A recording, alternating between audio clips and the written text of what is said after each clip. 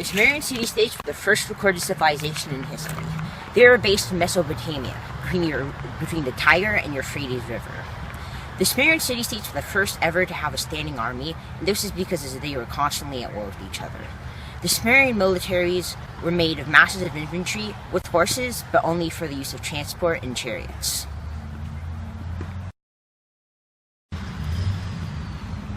The average Sumerian infantryman was equipped with a full-body shield, a copper spear, and a copper helmet. They were depicted in the Stele of Vultures, a rock carving, to be arranged in a formation resembling the shield wall. The fact that they were supposedly disciplined enough to actively maintain a specific formation amidst a battle would imply that they received basic training as new recruits. The Sumerians built mud brick walls around their cities to protect them from invaders. The Syrians, who'd gone to conquer the whole of Sumer, built the first siege engines and the first siege towers to overcome these obstacles. While cavalry is best known for the massive armored charges in medieval Europe, its role in large battles actually originated in Macedonia and was employed by Alexander the Great. His cavalry was mainly made of lightly armored soldiers, and there were few elite units with heavy armor, such as the Companions and Thessalian cavalry. The Companions were nobles who were deployed on the right flank as an offensive force, and often used as a deciding factor in battles. They were placed in a spearhead-shaped formation to maximize the effectiveness of the charge.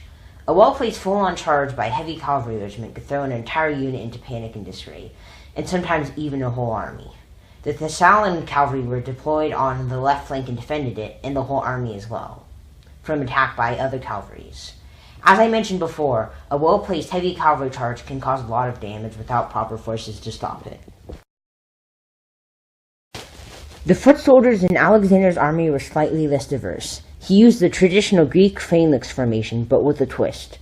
Most phalanxes were in the shape of a square, with the men at the front making a shield wall and the men behind fighting with spears and replacing the front line when they fell.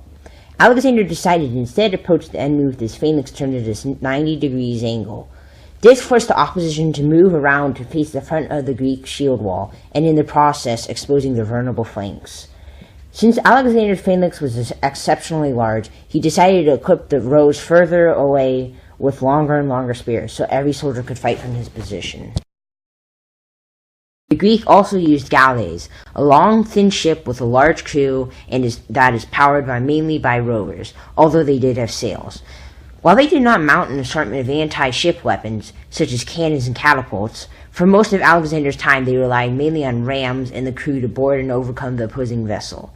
Around 753 BC, a new civilization called Rome was established in Italy. The Romans made heavy use of technology in their conquests. However, most of them were simply improved versions of Greek inventions, like the polybolo, which was modeled after the Greek ballista. But the Romans also invented some things of their own. Hydraulic cement and concrete were two of these. They were both cheap, sturdy materials that could be used to erect large buildings at a moment's notice. This gave rise to structures such as the aqueduct, a pathway that brought water from one place to another quickly and efficiently. These structures would allow the Roman Empire to expand and grow their empire at an exceptional rate. To maintain the large equipment, the Romans deployed an engineer corps to make, repair, and improve the machines and buildings. They were the first military to do this.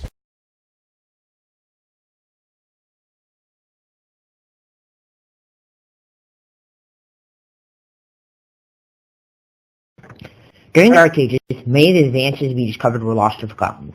Many Christians argued that anything not mentioned in the Bible was of satanic origin, and that God would ensure victory to those who were peaceful to him. However, the period of the Dark Ages sparked an arms race that would revolutionize warfare.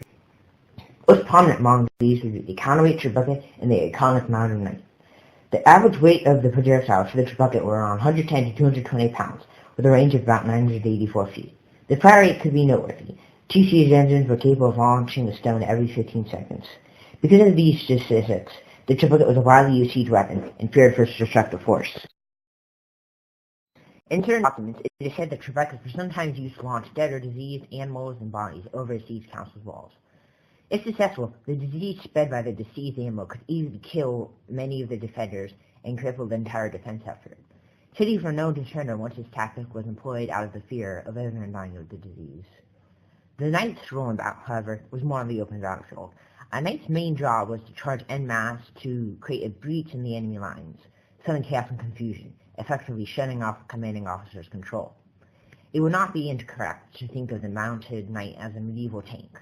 After all, it is very difficult to kill something twice as tall as you and with twice as much armor. Sometimes, knights wouldn't even have to strike with his own weapon. His horse could easily trample his enemies into the ground. Despite a knight's apparent reliance on a steed, they were often deployed as infantry when the terrain made a mass cavalry charge impossible. These infantry knights were still very powerful, but now without their superior mobility, they were prime targets for polearms like spears or missile weapons like crossbows. The crossbow is well known for its accessibility, since practically anybody could use it efficiently after a few weeks of practice. This made it ideal for arming large numbers of troops, since less time was needed to train the soldiers. They also had an exceptional piercing ability, allowing them to punch right through chainmail armor. However, the crossbow's awesome power came with a price. It took much longer to load a crossbow than a bow.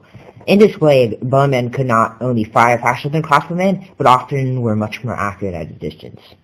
However, this skill took a life of training, and only a certain few were born with the ability. Crossbows were much harder to protect from elements. As seen in the Battle of Crecy, a bowman can protect his weapon from rain and such, but a crossbowman cannot.